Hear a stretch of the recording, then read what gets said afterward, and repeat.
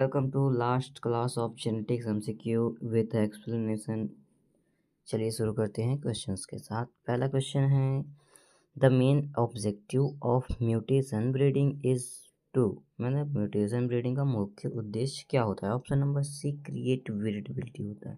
ठीक है ना, वेरिएबिलिटी को बनाने के लिए म्यूटेशन ब्रीडिंग का उपयोग करते हैं। म्यूटेशन ब्रीडिंग नई आनुवांशिक विविधता उत्पन्न करने के लिए होता है। ठीक है ना, नए लक्षण उत्पन्न करने के लिए होता है। ये प्राकृतिक रूप से नहीं होता है, मतलब आर्टिफिशियल होता है। ठीक है ना, डिजीज रेजिस्टेंस के लिए और डॉर्फ वैरायटी के लिए ज़्यादा उपयोग में किया जाता है।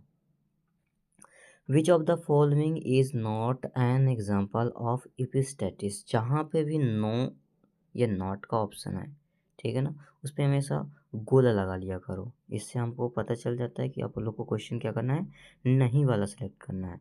तो इनमें से इपिस्टेटिस का कौन सा उदाहरण नहीं है? तो देखो, इपिस्टेटिस तो बोलता है कि जिसमें डोमिनेंस होगा और रिसेसिव होगा, ठीक है ना, वो इपिस्टोटिक होगा। तो इनमें से ये दोनों तो नहीं होंगे। ठीक है ना, डुप्लीकेट जीन एक्शन ये भी आता है उसमें।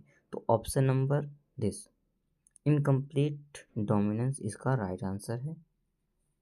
इनकम्प्लीट डोमिनेंस में एलीलिक इंटरेक्शन होता है, ठीक है ना, जिसमें हेट्रोजाइगस का फिनोटाइपिक इंटरमीडिएट होता है। इनकम्प्लीट में क्या होता है, एक ना पूरा हो पाएगा ना ही आधा हो पाएगा, ठीक है ना, मतलब बीच की वे जो होता है वो होता है। एपिस्टेटिस में जीन दूसरे जीन को क्या करता है, प्रभाव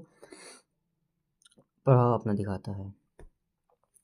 the combining ability that is heritable is, कौन सी कंबाइनिंग एबिलिटी वंशानुगत होती है? तो general combining ability, option number A. जैसे जो जनरल कंबाइनिंग एबिलिटी है उन प्रभावों को दर्शाती है जो एडिटिव जीन एक्शन पर आधारित होती हैं और पीढ़ी दर पीढ़ी जाते रहते हैं। तो CSCA होता है नॉन एडिटिव इफेक्ट पे दर्शाते हैं, ठीक है, ये स्थायी नहीं होती है। टेस्ट क्रॉस का अर्थ क्या होता है? टेस्ट क्रॉस हमेशा जब भी F1 होता है वो हमेशा रिसेसिव पेरेंट्स के साथ क्रॉस कराते हैं, वो अपन का क्या होता है, टेस्ट क्रॉस होता है। तो option number B is the right answer. Test cross F1 progeny को होमोजाइगस रिसेसिव पेरेंट्स, ठीक है ना, से क्रॉस कराते हैं। इससे पता चलता है कि ये डोमिनेंट है कि रिसेसिव है। इससे एलील की ये जानने में हमको मदद मिलती है। A line that is genetically uniform and homozygous is called, मतलब एक ऐसी लाइन जो जेनेटिकली यूनिफॉर्म है और होमोजाइगस है, उसे क्या कहेंगे? तो इनब्रीड लाइन कहेंगे। इनब्रीड लाइन हमेशा सेल्फिंग द्वारा बनाई जाएगी, ठीक है ना, जेनेटिकली प्योर होगी और होमोजाइगस होगी। इसका उपयोग हाइब्रिड प्रोडक्शन में किया जाता है, ठीक है। The formula to calculate number of genotype from number of alleles, यानी एलील के थ्रू आप जीनोटाइप की संख्या किस सूत्र के द्वारा निकाल पाएंगे? तो option number C is the right answer. N in कोष्टक n+1 कोष्टक इन ब्रैकेट, ठीक है, अपॉन 2, ठीक है ना। जब एक लक्षण के लिए n एलील होता है तो उसे मतलब उसका जीनोटाइप क्या होगा, वो इस सूत्र के द्वारा निकाला जाएगा। अब मान लीजिए एग्जांपल है A B C, ये क्या है, अपन के पास 3 एलील हैं, ठीक है ना।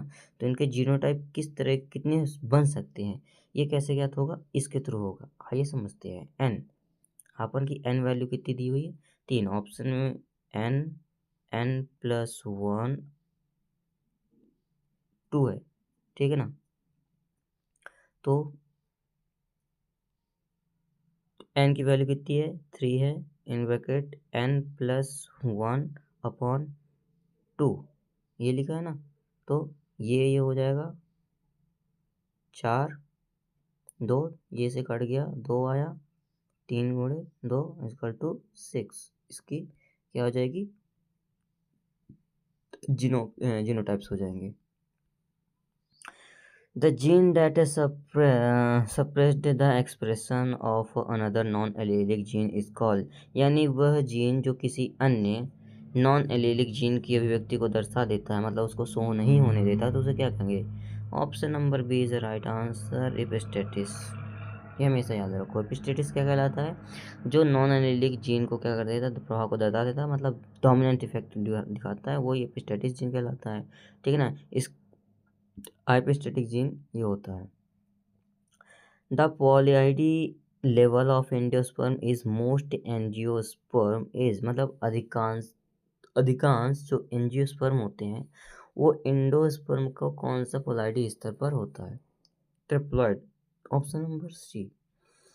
देखो, एंजियोस्पर्म में डबल फर्टिलाइजेशन होने के कारण एंडोस्पर्म में क्या दो मटेरियल न्यूक्लियाई हो जाते हैं और एक पेरेंटल न्यूक्लियाई मिलता है, ठीक है ना, इसलिए वो तीन हो जाते हैं, दो यहाँ से एक यहाँ से, तीन हो जाएंगे। प्योर लाइन शब्द पहली बार किसने उपयोग में किया था? तो जॉनसन, ऑप्शन नंबर सी।